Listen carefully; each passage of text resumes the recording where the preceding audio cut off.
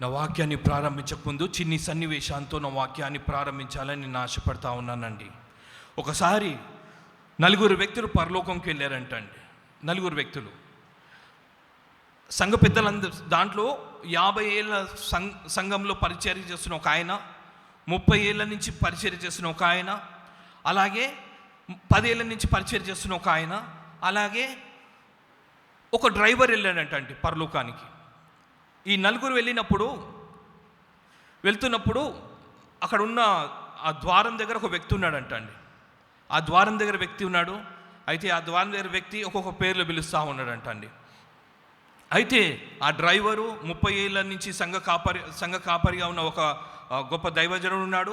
20 ఏళ్ళ నుంచి పరిచర్య చేస్తున్న ఒక సంఘ పెద్దలు ఉన్నారు. 10 ఏళ్ళ నుంచి పరిచర్య చేస్తున్న ఒక వ్యక్తి ఉన్నాడు. అయితే ఆ ద్వారం దగ్గరికి వెళ్ళినప్పుడు నా పేర్లు ఫస్ట్ వస్తాయి, నా పేర్లు ఫస్ట్ వస్తాయి అని ప్రతి ఒక్కడు అనుకుంటా ఉన్నాడంట అండి. 30 ఏళ్ళ నుంచి, 20 ఏళ్ళ నుంచి, 10 ఏళ్ళ నుంచి చేస్తున్న వ్యక్తులు. అయితే వారందరి పేర్లు అయిపోతూ ఉన్నాయి, అందరు వెళ్ళిపోతూ ఉన్నారు. ఈ 4 పేర్లు మాత్రమే ఉన్నాయంట అండి. డ్రైవరు, ఇంకా సంఘ పెద్దలు, 30 ఏళ్ళ నుంచి, 20 ఏళ్ళ నుంచి, 10 ఏళ్ళ నుంచి పరిచర్య చేస్తున్న వ్యక్తి. అయితే అందరు అయిపోయారు, 4 ఉన్నారు, డ్రైవర్ ఉన్నారు, సంఘ పెద్దలు ఉన్నారు. అయితే వాళ్ళందరూ అడుగుతూ ఉన్నారంట, మేము 30 ఏళ్ళ నుంచి పరిచర్య చేస్తున్నాం సంఘంలో, మేము 20 ఏళ్ళ నుంచి పరిచర్య చేస్తున్నాం, 10 ఏళ్ళ నుంచి పరిచర్య చేస్తున్నాం, మా పేర్లు ఇంకా రాలేదని వీళ్ళు అంటా ఉన్నారంట అండి. అయితే వీళ్ళు అంటా ఉన్నప్పుడు ఆ దేవదూత చూస్తూ ఉంటుందంట లిస్టు.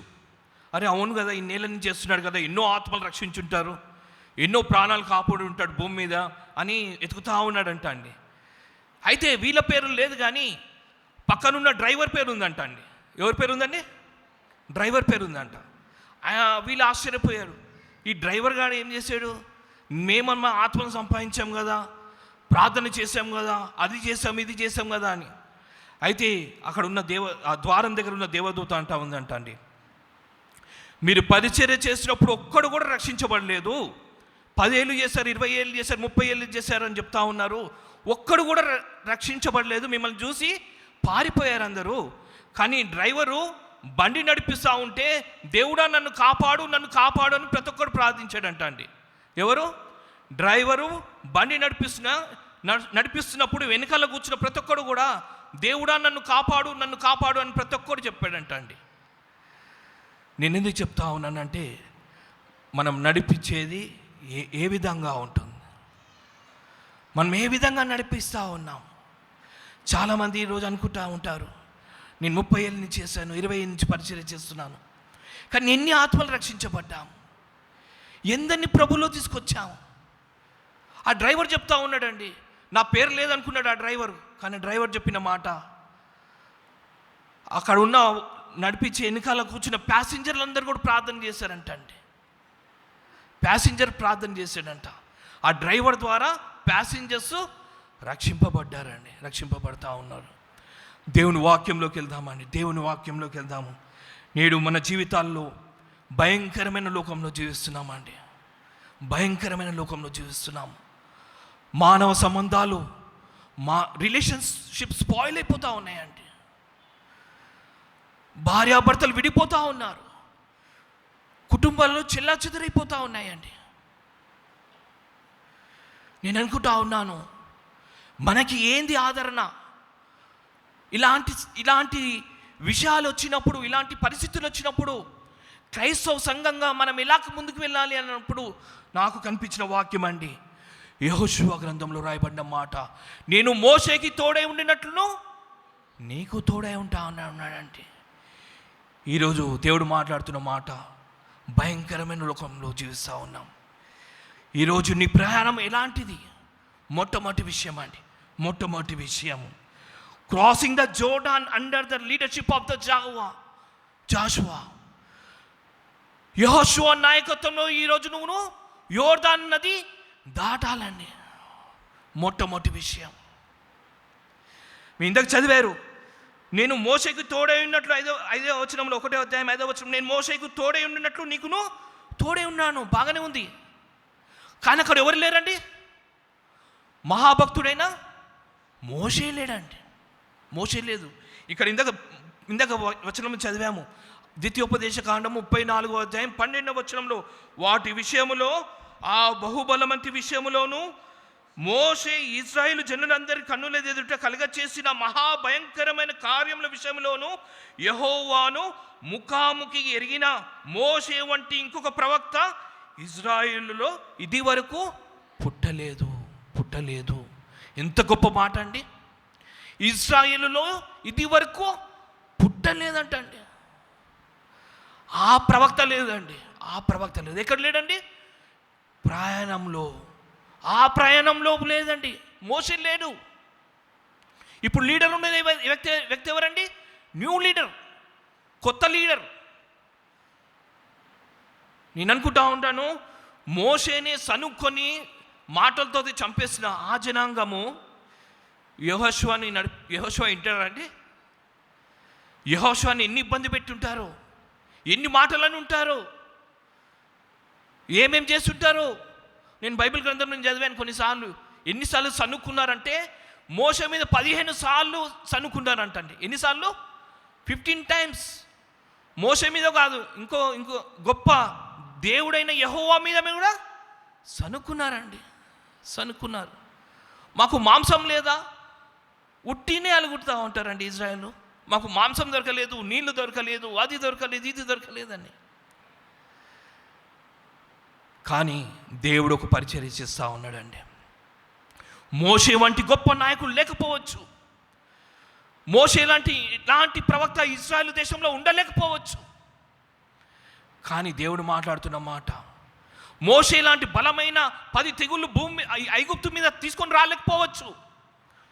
కానీ నేను ఒకటి అనుకుంటా ఉన్నాను, ఇజ్రాయేలు జనాంగమా, అదేమిటంటే నేను మోషేకు తోడే ఉన్నట్లు నీకును తోడే ఉంటా అన్నాడండి. ఈరోజు గొప్ప ఆదరణ అండి మీ జీవితాల్లో, నా జీవితాల్లో. మీరు అనుకుంటా ఉన్నాను, యోర్దాను అనేది దేనికి సూచన అంటే అది ఎక్కలేమంది, దిగువ ప్రాంతము, అది flowing river, continuous flowing river. అది నేను అనుకున్నాను, ఎర్ర సముద్రము దాటినప్పుడు అదొక సిచ్యువేషన్ వేరండి. మోషే ఉన్నాడు అక్కడ. ఇప్పుడు యోర్దాను దాటాలంటే ఎవరున్నారండి? యెహోషువ ఉన్నాడు. నేను అనుకుంటాను, యెహోషువ భయపడి ఉంటాడండి.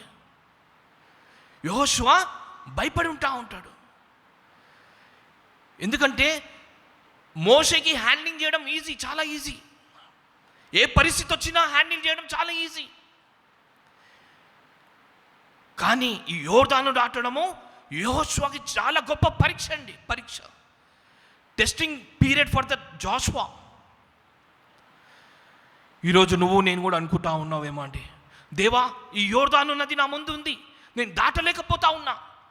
యోర్దాను లాంటి సమస్య నాకుంది, నా కుమార్తెలు వినట్లేదు, నాకు నా ఒక ఉద్యోగము యోర్దాను నదిలాగుంది, నా కుటుంబ సమస్యలు యోర్దాను నదిలాగా ఉంది అని నువ్వు బాధపడతా ఉన్నావేమో అండి. దేవుడు చెప్తున్న మాట, నేను మోషేకు తోడే ఉండేటట్టు నీకును తోడే ఉన్నాను. గొప్ప ఆదరణకరమైన మాట అండి. నేను అనుకున్నాను, ఈ మాట అంటే ధైర్యం వస్తుందా, వెనకాల వెళ్ళిపోతారండి? మీరు ఒక్కటి చెప్పండి. నేను నీకు తోడుగా ఉంటానంటే ఏం చేస్తారండి? మీరు ఏదైనా సాధిస్తాం కదా అండి. తల్లిదండ్రులు పిల్లలకి ఏదైనా చెప్పినప్పుడు నువ్వు వెనకాల ఉన్నాను, నువ్వు చేయరా అన్నప్పుడు ఎంత సంతోషంగా వెళ్ళిపోతాడో తెలుసా అండి. వాడు ఎవరు కూడా ఉన్నాడు. నేను చిన్న సందర్భం చెప్తానండి. నేను నా స్నేహితులు 10 మంది చిన్న వ్యాన్లో వెళ్తుంటే ఒక వ్యక్తి, ట్రాఫిక్ పోలీస్ పెద్ద చెక్ పాయింట్ ఉంటుంది కదండి, అక్కడ ఆపారు. ఆపితే ఆయన, మా ఫ్రెండ్ అన్న మాట, మా డాడీ వచ్చి నీతో మాట్లాడతాడు, నన్ను పంపించేసే అన్నాడండి. ఎవర్రా మీ డాడీ అనగానే పలానా పేరు చెప్పాడండి. సార్కి నమస్తే చెప్పు అని చెప్పాడండి. ఎవరు? అక్కడ ఉన్న CISI. నేను ఎందుకు చెప్తున్నానంటే, నేను నీకు తోడుగా ఉన్నాను అని చెప్తున్నా. ఆ చిన్న కుర్రవాడి భయపడినప్పుడు నేను ఎందుకు భయపడాలండి? Why should you fear? నీ కుటుంబ సమస్యల్లో నువ్వు ఎందుకు బాధపడతా ఉన్నావు? నీ వ్యక్తిగత జీవితంలో నువ్వు ఎందుకు బాధపడతా ఉన్నావు? నా పని అయిపోయిందని నువ్వు ఎందుకు బాధపడతా ఉన్నావు? నా కుటుంబ పరిస్థితి అయిపోయిందని నువ్వు బాధపడతా ఉన్నావు. కానీ దేవుడు గొప్ప మాట అంటా ఉన్నాడండి. గొప్ప మాట అంటున్నాడు, నీవు 5వ వచనము, నీవు బ్రతుకు దినములన్నిటను ఏ మనుషుడు నీ ఎదుట నిలవలేక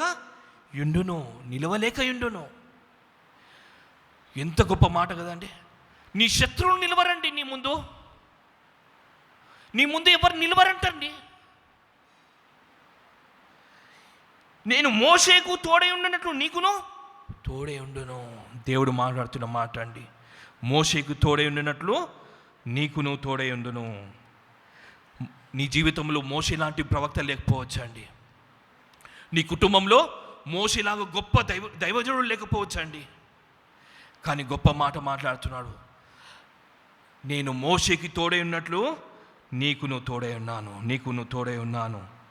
ఈరోజు నువ్వు బాధపడొద్దు. యోర్దాను లాంటి సమస్యలు నువ్వు బాధపడొద్దు. ఆ నది దాటడానికి నువ్వు బాధపడొద్దు. ఎందుకో తెలుసా? యెహోషువకు చెప్తా ఉన్నాడు, నేను మోషేకి తోడై ఉన్నట్లు నీకును తోడై ఉందును. నేను అనుకున్నాను నీకు తోడై ఉంటానని ఎందుకంటా ఉన్నాడు. ఈయన ఎవరంటే ఒకసారి చూసినప్పుడు సంఖ్యాకాండం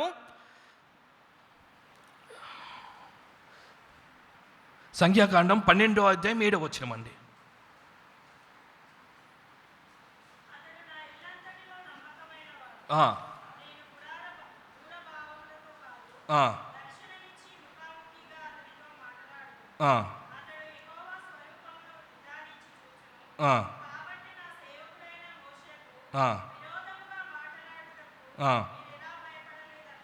చాలండి. 12వ అధ్యాయం 7వ వచనం, అతడు నా ఇల్లంతటిలో నమ్మకమైన వాడు. ఎవరండి నమ్మకమైన వాడు? మోషే. యెహోషువ కాదండి, ఇక్కడ మోషే. యెహోషువ ఎవరి అసిస్టెంట్ అండి? మోషే యొక్క అసిస్టెంట్. మోషే నమ్మకంగా యథార్థంగా ఉన్నప్పుడు అతని పనివాడు ఎలా ఉంటాడండి? ఇంకా నమ్మకంగా ఉంటాడండి, ఇంకా యథార్థంగా ఉంటాడండి. మోషేనే నమ్మకంగా ఉన్నప్పుడు అతని అసిస్టెంట్ కూడా 100% నమ్మకంగా ఉంటాడు, ధైర్యంగా ఉంటాడు. మోషే 40 రోజులు దేవునితో సహవాసం చేస్తున్నప్పుడు యెహోషువ ఇక్కడ ఉన్నాడండి, కింద ఉన్నాడండి, అక్కడే ఉన్నాడు. 40 days దివారాత్రులు అన్నము తిండి ఏమి లేనప్పుడు కూడా మోషే దేవునితో సహవాసం చేస్తున్నప్పుడు ఎక్కడ ఉన్నాడో అక్కడే ఉన్నాడండి. దేవుడు చెప్తున్న మాట, నమ్మకమైన సేవకుని యొక్క దాసుడు అండి ఈయన యెహోషువ మాటకి అర్థం ఏమిటో తెలుసా అండి? Yahweh is my salvation. యెహోవాయే నా రక్షకుడు, యెహోవాయే నా దేవుడు. ఈరోజు నేను అంటా ఉంటాను, నీ రక్షకుడు ఎవరండి? Who is your salvation today? నువ్వు యోర్దాను నది దాటుతున్నప్పుడు నీకు రక్షకుడిగా ఎవరు నిలబడ్డారు? దేవుని వాక్యం సెలవిస్తూ ఉంటుంది, మోషేకి తోడై ఉండినట్లు నీకును తోడై ఉన్నాను. మొట్టమొదటి విషయం అండి. రెండో విషయం కొద్దామండి. యోషువ గ్రంథము 3వ అధ్యాయము 3వ వచనము.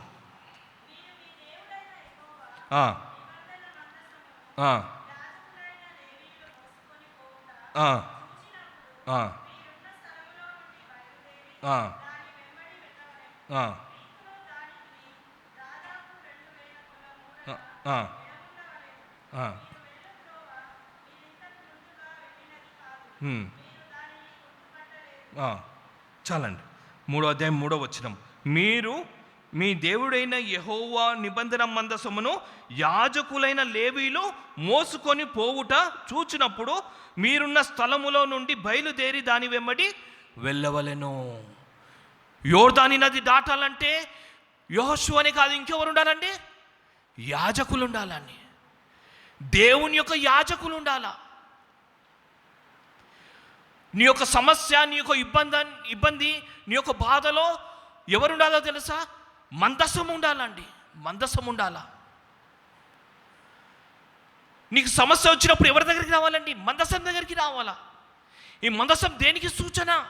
దేవుని ప్రసన్నతకు గుర్తండి. ఈ మందసం దేనికి గుర్తంటే దేవుడు ఉన్నాడని, దేవుడు జీవిస్తున్నాడు, అందులో ఉన్నాడని అది గుర్తండి. దేవుడు మాట్లాడుతున్న మాట అండి. మీరు మీ దేవుడిని యెహోవా నిబంధన మందసమును యాజకులైన లేవీయులు మోసుకొని పోవుట చూచినప్పుడు మీరున్న స్థలములో నుండి బయలుదేరి మందసం ముందు మీరు బయలుదేరాలంటండి. రెండవ వచనము, మందసాన్ని వెంబడించాలంటండి.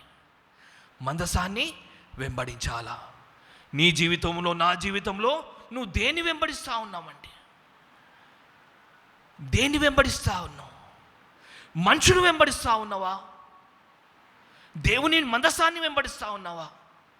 ఈ మందసాన్ని దేనికి సూచన అండి? పరిశుద్ధ గ్రంథానికి సూచన.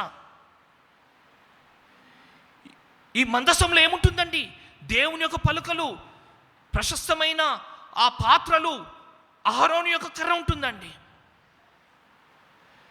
నీ జీవితంలో, నా జీవితంలో యాజకునికి స్థానం ఇస్తా ఉన్నావా అండి? దేవుని యొక్క పరిశుద్ధ గ్రంథానికి నువ్వు స్థానం ఇస్తా ఉన్నావా అండి? ఇయ్యట్లేదండి, చాలామంది ఇయ్యట్లేదు. సేవకుడు అంటే అలసైపోతూ ఉంటుంది. సేవకుడు అంటే చిన్న చూపైపోతూ ఉంటుంది. దేవుని మందిరం అంటే చిన్న చూపైపోతూ ఉందండి. దేవుని యొక్క వాక్యం సెలవిస్తూ ఉంటుంది, నీ యోర్దాను నది దాటాలంటే ఏం చేయాలి తెలుసా? యాజకులు ముందు నడవాలా. యాజకులు ముందు నడవాలా. అక్కడ రాయబడిన మాట యాజకులైన లేవీయులు. సంఘ పెద్దలను రాయలేదండి, ప్రెసిడెంట్, సెక్రటరీ, ఇంకా వేరే పోస్టులను రాయలేదండి. ఏమనుందండి? యాజకులైన లేవీయులు మోసుకొని పోవుట చూచినప్పుడు మీరున్న స్థలములో నుండి బయలుదేరి దాన్ని వెంబడింపవలెను.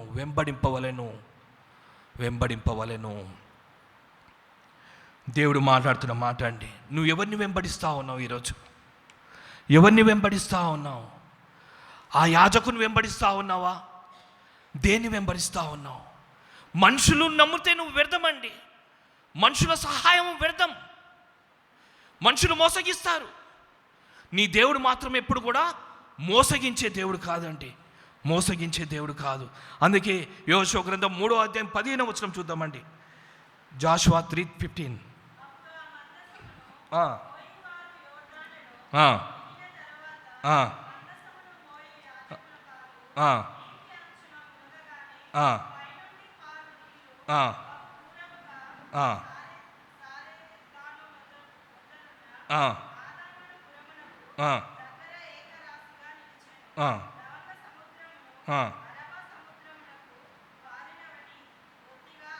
చాలండి, బొత్తిగా ఆపబడేను. యాజకులు కాళ్ళు నీటి అంచున మునగగానే పైనుండి నీళ్లు బహుదూరమున సారెతానున్న ఆదాము పురము దగ్గర ఏకరాశిగా నిలిచెను. అలాగే బొత్తిగా ఆపబడేను.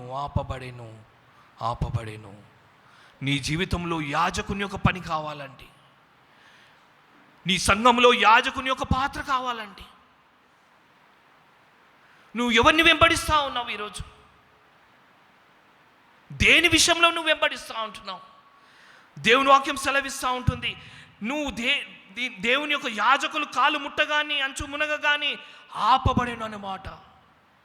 సమస్యలు అన్నీ కూడా తారుమారైపోతాయండి, తారుమారైపోతాయి. అందుకే కీర్తన గ్రంథము 77వ కీర్తన 9వ వచనంలో చూసినట్లయితే, నీ మార్గము సముద్రంలో నుండెను, నీ త్రోవలు మహాజలములో ఉండెను,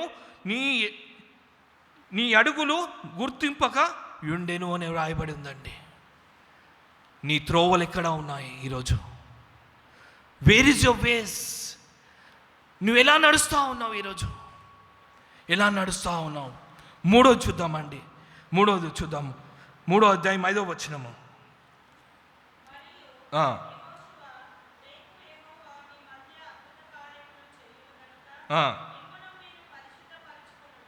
చాలండి. మిమ్మును మీరు పరిశుద్ధపరచుకొనుడి. మూడవదండి, నువ్వు యోర్దాను నది దాటాలంటే ఏం చేయాలో తెలుసా?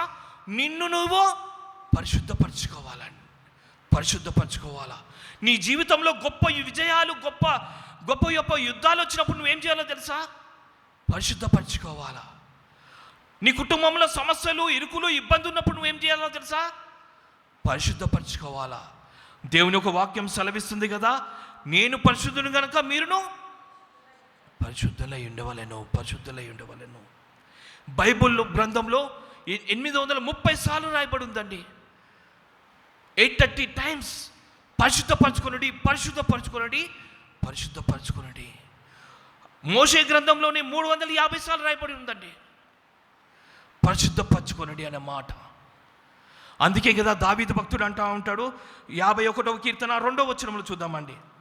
నా దోషం పోవునట్లు నన్ను బాగుగా కడుగుము, నా పాపం పోవునట్లు నన్ను పవిత్రపరచుము. నా దోషం పోవునట్లు నన్ను బాగుగా కడుగుము, నా పాపము పోవునట్లు నన్ను పవిత్రపరచుము. అలాగే 3వ వచనము, నా అతిక్రమములు నాకు తెలిసే ఉన్నవి, నా పాపం ఎల్లప్పుడూ నాటే ఉన్నది. 7వ వచనము, నేను పవిత్రుడగునట్లు హిస్సోపుతో నా పాపము పరిహరింపము, హిమము కంటే నేను తెల్లగా నన్ను ఉండునట్లు నన్ను కడుగుము, కడుగుము. ఈరోజు నువ్వు యోర్దాను నది దాటాలంటే యాజకుని యొక్క సహాయం కావాలా. మోషేకి తోడినట్లు యెహోషువ తోడుగా ఉన్నాడు. కానీ అంతకంటే ముఖ్యం ఏంటంటే నిన్ను నువ్వు పరిశుద్ధపరచుకోవాలంటే, నిన్ను నువ్వు పరిశుద్ధపరచుకోవాలా, పరిశుద్ధపరచుకోవాలా. నాలుగోది ఇదన్నీ చూస్తూ ఉన్నాము. ఇక్కడ రాయబడిన మాటలు ద్వితీయోపదేశ కాండము 34వ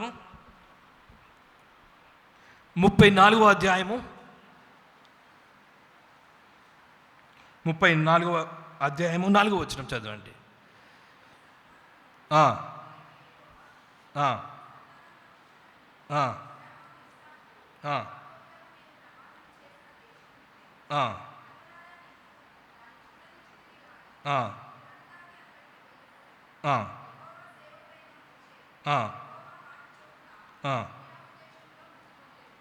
చాలండి.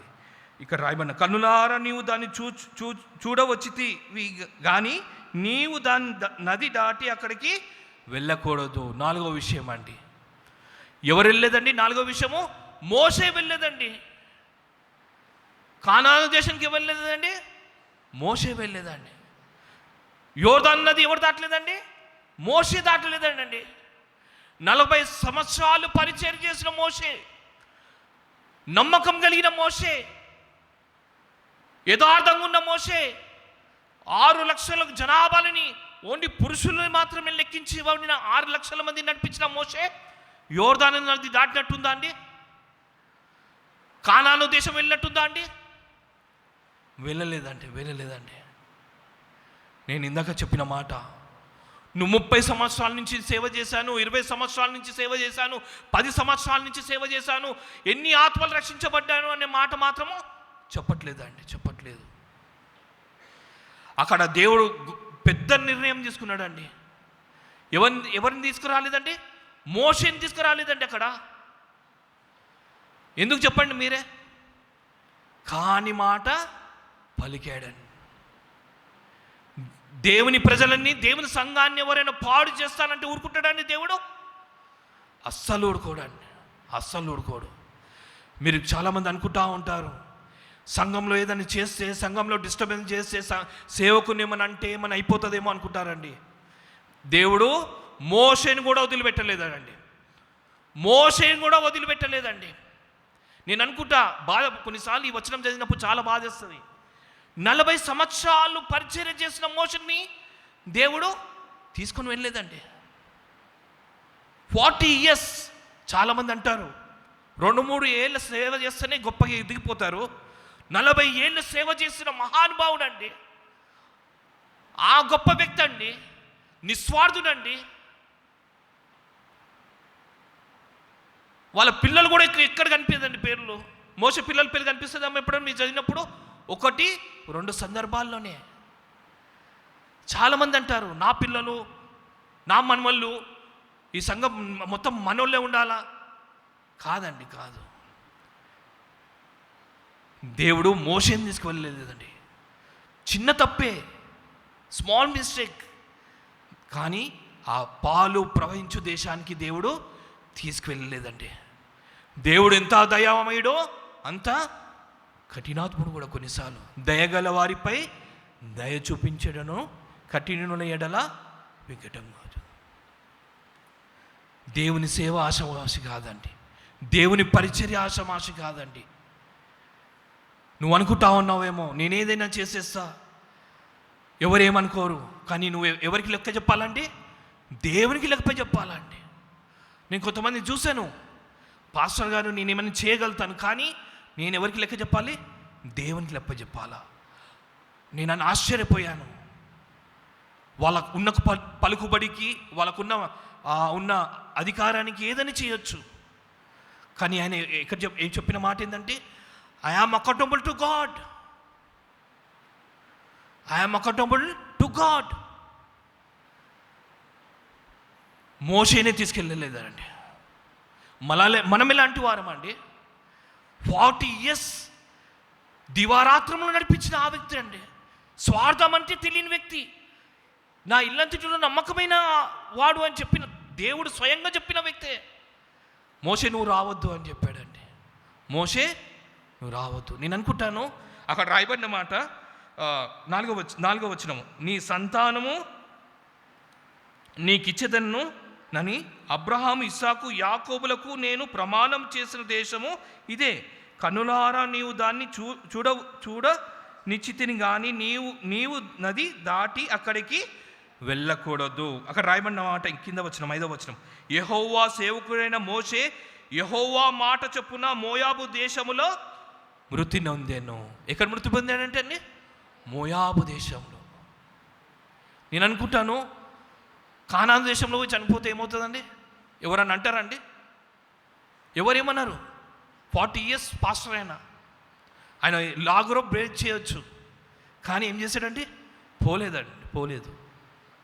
దేవుడు చిన్న మాట అన్నాడు, మోషే నువ్వు చనిపోతే ఇక్కడే చనిపో. ఆ మాటకి లోబడ్డాడు. దేవుని వాక్యం సెలవిస్తూ ఉంటుందండి. దేవుని వాక్యం సెలవిస్తూ ఉంటుంది. నీ జీవితంలో, నా జీవితంలో నువ్వు అనుకుంటా ఉన్నావు చిన్న తప్పులు చేస్తూ ఉన్నాను, ఇది దేవుని దృష్టికి చిన్నదిగా ఉంటుంది, నేను ఇష్టం ఉన్నట్టు చేసేస్తాను, నాకు ఇష్టం వచ్చినట్టు ప్రవర్తిస్తానంటే మాత్రం ఏం చేస్తాడండి దేవుడు? యోర్దాను నది, ఆ పరలోకానికి నీవు నన్ను కూడా తీసుకొని వెళ్ళలేడండి. బెస్ట్ ఎగ్జాంపుల్ అండి, బెస్ట్ ఎగ్జాంపుల్. వేరే ఎగ్జాంపుల్స్ అవసరం లేదు. నీ జీవితంలో, నా జీవితంలో నీ ప్రయాణము దేంతో చేస్తూ ఉన్నావు? మందసాంతో చేస్తూ ఉన్నావా? యాజకులతో చేస్తూ ఉన్నావా? దేవునికి సేవకులకి వ్యతిరేకంగా జీవిస్తూ ఉన్నావా? 4వది, మోషే యోర్దాను నదిలో దాటలేదండి. ఆ యోర్దాను ప్రయాణంలో మోషే లేడు. నేనంటాను, నువ్వు పరలోక ప్రయాణం కోసం ప్రయత్నం చేస్తూ ఉన్నావా? ఈ లోక ప్రయాణం కోసం నువ్వు జీవిస్తూ ఉన్నావా అంటే? ఈ లోక ప్రయాణం కోసం జీవిస్తూ ఉన్నావా? కళ్ళు మూసుకుందామండి, ముగిస్తాను. దేవా, ఇంతవరకు నాకు ఇష్టం వచ్చినట్టు జీవించాను దేవా. ఆ యోర్దాను ప్రయాణములో యాజకులకి విలువ ఇయ్యలేదు దేవా, సేవకులకి విలువ ఇయ్యలేదు. కానీ దేవుని వాక్యం సెలవిస్తుంది, మహా గొప్ప వ్యక్తి అయిన మోషేని దేవుడు పక్కన పెట్టేశాడండి. నీవు నేను ఎంతటి వారమండి? నీవు నేను ఎంతటి వారము? ఆ మందసము దాటగాని ఆ యోర్దాను నది ఏకరాశిగా నిలిచిందని దేవుని వాక్యం సెలవిస్తూ ఉంటుంది. ఆ యోర్దాను నది 2 పాయలుగా మారిపోయినాయి. నీ సమస్యలు, నీ ఇరుకులు, ఇబ్బందులు ఆ మందసాని దగ్గరికి వచ్చినప్పుడు ఎలాంటి సమస్య అయినా, ఎలాంటి ఇరుకైనా, ఎలాంటి ఇబ్బంది అయినా దేవుడు దాన్ని తీసివేసే గొప్ప దేవుడై ఉన్నాడండి. దేవా, అవును దేవా, నీ వాక్యంతో మాతో మాట్లాడించినందుకు వందనాలు. నీ కృపా కనికరాలు, దయావాత్సల్యత చూపిస్తున్నందుకు వందనాలు నాయనా. అవును తండ్రి, మా యోర్దాను లాంటి ప్రయాణంలో నువ్వు మాకు తోడుగా ఉండవా దేవా. యోర్దాను లాంటి జీవితంలో మాకు ఎన్నో కష్టాలు, నష్టాలు వస్తూ ఉన్నాయి తండ్రి, అవమానాలు వస్తూ ఉన్నాయి నాయన. దాన్ని నువ్వే నడిపించు నాయన. ఇది మా వల్ల కాదు నాయన. కానీ యెహోషువతో చెప్తా ఉన్నావు, నేను మోషేకు తోడై ఉన్నట్టు నీకు తోడై ఉన్నానని చెప్పావు నాయన. నా జీవితంలో నువ్వు నాకు తోడుగా ఉండవా తండ్రి, నీడగా ఉండవా నాయన. నా కుటుంబాన్ని రక్షించవా తండ్రి. యోర్దాను లాంటి సమస్య నన్ను చింతిస్తున్నాను దేవా, నాతో మాట్లాడవా దేవా. నువ్వు నాతో మాట్లాడినందుకు వందనాలు తండ్రి. నువ్వు నన్ను దీవిస్తున్నందుకు వందనాలు తండ్రి. ఇంతవరకు ఇష్టం వచ్చినట్టు జీవించాను నాయన. మోషే లాంటి మహాభక్తుడే కానాను నది దాటలేకపోయాడు తండ్రి. చిన్న పొరపాటునైనా మోషేని కూడా వదిలిపెట్టలేదు నాయన. అలాంటి నైనా దౌర్భాగ్యులము నాయన, ఇష్టానుసారంగా జీవిస్తున్నాము నాయన. నీ సేవకులకి వ్యతిరేకంగా, సంఘానికి వ్యతిరేకంగా, దైవజనులకి వ్యతిరేకంగా మాట్లాడుతూ ఉన్నాం తండ్రి. మమ్మల్ని క్షమించవా తండ్రి. ఇప్పటి నుండి నేను యోర్దాను నది దాటాలంటే యాజకుల యొక్క సహాయము, సంఘ పెద్దల యొక్క సహాయము, ఒకరినొకరిని అర్థం చేసుకొని ఈ యోర్దాను నది దాటే విధంగా మాకు సహాయం చేయమని మమ్మల్ని మేము పూర్తిగా తగ్గించుకుంటూ నేర్చిస్తూ యేసునామమున ప్రార్థిస్తున్నాము తండ్రి. మన తండ్రి యొక్క ప్రేమయు ప్రభు అయిన యేసుక్రీస్తు యొక్క కృపయు పరిశుద్ధాత్మ యొక్క అన్యోన్య సహవాసం ఇప్పుడు ఎల్లప్పుడు సదాకాలం తోడై నీడై ఉండునుగాక. ఆమేన్.